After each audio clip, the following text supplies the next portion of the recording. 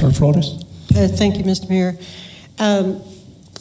First, just following up on what Councilor Graham said about universal health care, I totally agree with that. I think that there's so many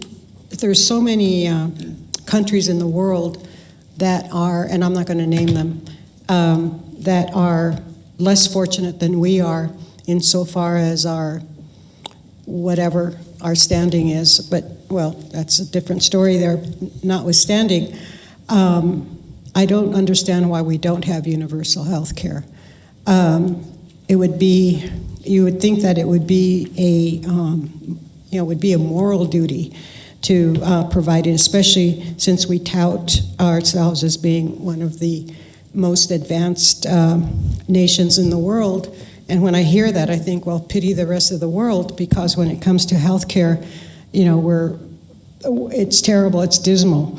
And I think Yoli has made it very clear to us, and I really want to applaud her for not letting up. And for those of you who don't know, she started up CARE. I don't know what the acronym, it's cancer related and helping people. Actually, it comes out of her own pocket. And I don't know if she's we encouraged her to get a, a nonprofit status so that she can, so that she can get some money. I think she might have done that. Nonetheless, for Mr. Peely, our city manager, I know that you sit on the board at Memorial Medical, and I think some of the concerns that she's brought up have been, it's not the first time we hear that. And since you sit on the board, I think it's advisory though, right? It's not a board of directors, but it's advisory. But they got set up because of the Telshore Fund, that was part of the deal.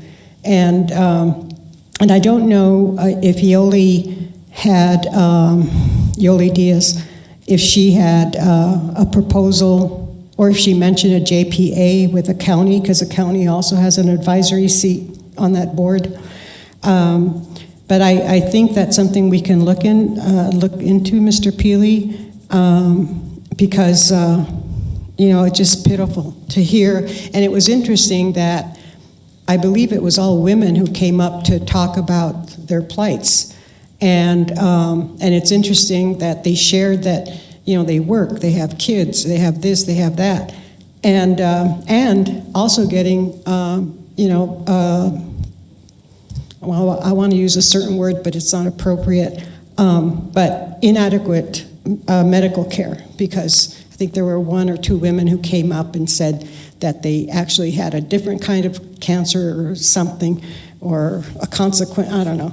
But at any rate, I think that the city of Las Cruces has been in the forefront of caring for its residents, its people, and I think this is another way that we can make sure that at least people who live in the area and in the county can at least get a modicum of medical care. The other event is, I think most of us were up in Santa Fe trying to get money for the things that we want to have improve here in our city. And in my humble opinion, our meeting with the governor's office, was that Monday or Tuesday? Tuesday. It seems so long ago. But that was a very good meeting. It was scheduled with the governor, but we didn't meet with her. It was one of her top aides, Jessie Guillen, who was very accepting and was very receptive to what we were asking for. Chief Story was there, Chief Smith was there, our mayor was there, our city manager was there, and Councilor McClure and I think that was it, right? But at any rate, he was very receptive, and he asked a lot of questions, because when we're asking for money, they want to know, well, what have you done? I mean, what are you doing, and how can we augment that? because they don't want, like, you know, these pie in the sky type of proposals that don't have any track record. So I think all of us contributed to, because we're asking for the Amador Crossing money. And we all spoke to the existing facilities there, and I think he was genuinely impressed with the fact that that we have, you know, Jardín de los